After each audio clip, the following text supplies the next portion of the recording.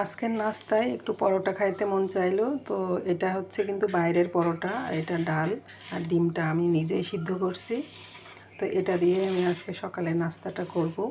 মাঝে মাঝে এরকম বাইরের পরোটা খাইতে আমার অনেক বেশি ভালো লাগে। তো আপনাদের কারো ভালো লাগলে অবশ্যই কমেন্টস করে জানাবেন। 11টার সময় একটু বাইরে বের হয়েছিলাম, একটা কাজ ছিল, সেই জন্য বাইরে বের হয় রোদের মধ্যে। তা না হলে তো এই রোদের মধ্যে বাইরে বের হতাম না। সাথেই থাকুন, আমরা যে কাজে যাচ্ছি সেটা যেন করে শেষ করে আবার সময় মতো বাড়িতে ফিরতে পারি। ঈদের তো বেশি দেরি নাই, আমাদের কিছু কাপড় ছিল সেগুলোই বানাতে দিতে হবে, নাহলে এরপরে টেইলর নিবে না। সেই জন্য এই সময় আসা। আবার সন্ধ্যা থেকে তো দোকানপাট সব বন্ধ হয়ে যায়, তো সেই জন্য ওই সময়ও আসা হয় না। এই সময় অনেক ব্যস্ত থাকি রান্নাবান্না নিয়ে। তো আজকে একটু সময় বের করে বের হয়ে গেলাম। আমরা প্রায় চলে আসছি টেইলার্সের কাছাকাছি। আসলে টেইলার্সে কাপড়গুলো না দিলে হতো না, তাহলে ঈদের আগে আর ডেলিভারি পেতাম না।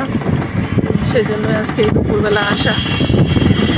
খুব একটা না, 11টা বাজে। বাইরে বের হয়ে কি কাজ করলাম আসলে সব জায়গায় গিয়ে ভিডিও করা হয়নি। তো এখন আমাদের কাজ প্রায় শেষ, এখনই আমরা বাড়ির উদ্দেশ্যে রওনা হব। সব কাজ শেষ করে এখন আমরা বাড়িতে ফিরে যাচ্ছি। তো এখন বাজে 12টার একটু বেশি।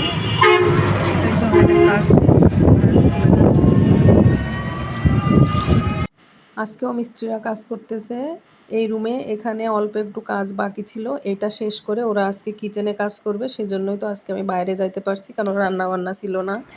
এটা হচ্ছে আদা, কাঁচা হলুদ আর গোলমরিচ দিয়ে একটা জ্বালানো পানি বা চা যেটা বলতে পারেন, কিন্তু এর মধ্যে কোনো চা পাতা নাই। এটা আমি সাধারণত দুপুরবেলা খাই, যে বাইরে গেছিলাম সেখান থেকে এসে আমি এই পানীয়টা খাইছিলাম। বাইরে থেকে এসে দেখলাম মিস্ত্রিরা কিচেনে কাজ করতেছে। তো আজকে আমি এই জন্য খুব সকালে একটু অল্প পরিমাণ রান্না বান্না করে তারপরে বাইরে গেছিলাম। তারপরে আর বাকি রান্না রাতে করব। তো আজকের ভিডিওতে আমার কোনো রান্না বান্নার ভিডিও নাই। তো তাড়াহুড়া করে সকালে রান্না করছি, তো সেজন্য আর ভিডিও করা হয়নি। আজকে বিকালের ওয়েদারটা দেখেন। আসলে এখন বিকাল না, ঠিক সন্ধ্যার আগ মুহূর্ত। বাতাস হচ্ছে অনেক আর মেঘও ডাকতেছে।